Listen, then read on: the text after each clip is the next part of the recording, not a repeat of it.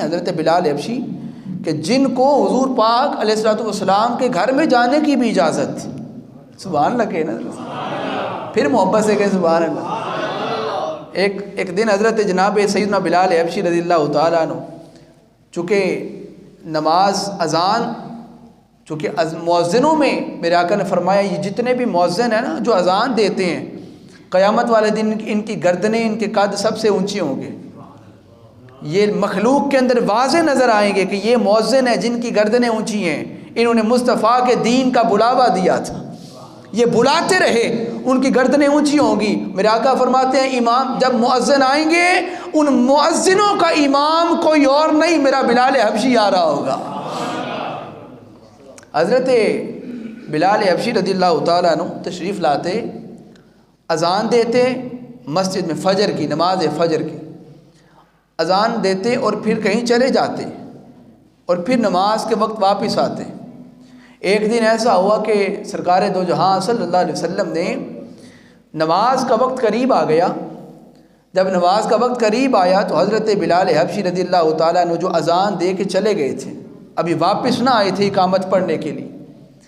جب صحابہ اکرام انتظار کرتے رہے تو جیسے ہمارے دوست ہوتے ہیں نا, کسی کا انتظار نہیں کرتے, کہ چلو چلو بس ٹائم ہو گیا فٹافٹ کر دو, مکا دو, کالی پئی ہوتی کہ پتہ نہیں جا کے کی کر لینا ہے, بس نکلی ہے مسجد سے باہر. انہوں نے کہا کہ حضور اذان اقامت پڑھ لیں. میرے آقا نے فرمایا کہ میرا بلال ابھی آ جاتا ہے.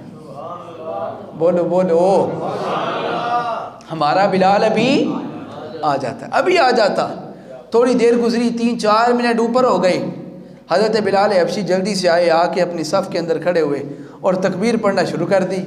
اقامت پڑھی, نماز ہوئی, اس سے پہلے کہ بلال کہیں اور جاتے ایک صحابی نے ہاتھ تھام کے کہا, بلال ہم سب نے بیٹھ کے تیرا انتظار کیا ہے, سچ سچ بتا تو کہاں سے آیا ہے. تجھے آقا نے بھی نہیں پوچھا کہ بلال تو لیٹ ہو گیا ہے, کہاں سے آیا.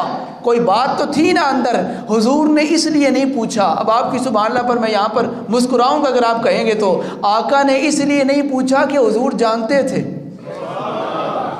کہ میرا غلام کہاں سے آیا ہے. اے بلال تو ہمیں بتا کہاں سے آیا ہے. حضرت بلال حبشی کہتے ہیں کہ میں غلام ہوں حضور کا اور حضور کے گھرانے کا. بولیے نا سبحان اللہ. ویسے میں غلام ہوں کملی والے آقا کا اور حضور کے گھرانے کا. میں اذان دے کے چلا جاتا ہوں, جا کے سیدہ فاطمہ کی چکی چلاتا. میں جا کے سیدہ فاطمہ الزہرا سلام اللہ علیہا کی چکی چلاتا ہوں. میں وہ چلا کے آٹا بنا کے پھر واپس آ کے اقامت پڑھتا ہوں, چونکہ مجھے پتہ ہوتا ہے سارے کام سیدہ نے خود ہی کر لینے ہیں, وہ جن کی چکی سے زمانہ پڑ رہا ہے. تو میں جاتا ہوں اور سیدہ کائنات کی چکی چلاتا ہوں. آج ذرا لیٹ ہو گیا, میں آیا, آقا نے مجھ سے کلام, مجھ سے کوئی سوال نہیں کیا. کیوں؟ اور کوئی جانے نہ جانے, مصطفیٰ جانتا ہے میرا غلام کہاں سے آیا. کیا خیال ہے؟ اللہ یا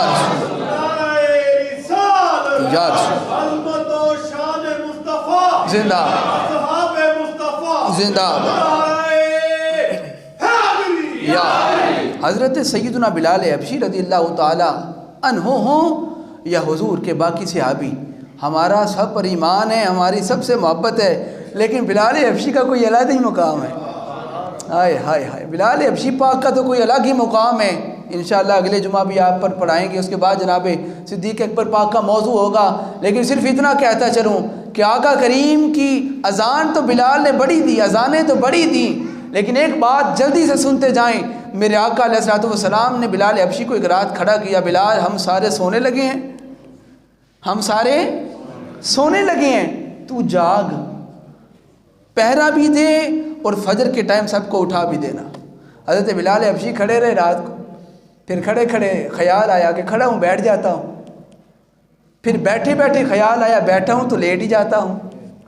جب لیٹے تو کہا چلے لیٹ ہی گیا ہوں نا, ابھی اٹھنے آنکھ کھل جائے گی, تھوڑی سی آنکھ بند ہی کر لیتا ہوں. اب جنہیں حضور نے کہا تھا تو دھیان رکھ ہمیں فجر کے ٹائم اٹھانا, بلال حبشی تھکن تھی, سو گئے, آنکھ لگ گئی, اور جب آنکھ کھلی تو پھر آنکھ کس طرح کھلی کہ ہلانے والے بھی حضور سے. خود حضور نے اٹھایا. بلال تجھے تو کہا تھا ہمیں اٹھانا, تو خود سو گیا. یہ دیکھ دن چڑھ گیا, اور حدیث میں آتا ہے کہ پھر دن چڑھا ہوا تھا, سورج چمک رہا تھا, اور مصطفیٰ نے کہا چل بلال فجر کی اذان پڑھ. فجر کی اذان پڑھائی گئی اور مصطفیٰ نے نماز بھی کروائی. حضرت بلال حبشی رضی اللہ تعالیٰ عنہ کے قدموں پر قربان جائیں, آپ کے نالین کے ساتھ لگنے والی خاک پر قربان جائیں. صحابہ اکرام کے نالین کے ساتھ قدموں پر جو خاک لگی ہوتی ہے ہم اس پر بھی قربان جائیں کہ آگے آگے مصطفیٰ ہوتے تھے, پیچھے پیچھے صحابہ اکرام ہوتے. اللہ رب العزت ہماری محبت صحابہ اکرام کے ساتھ ہمیں تا دم آخر ہمارے ساتھ اس محبت کو قائم اور دائم فرمائے, ان کی محبت میں جینے کی اور مرنے کی توفیق عطا فرمائے. وما علینا الا البلاغ.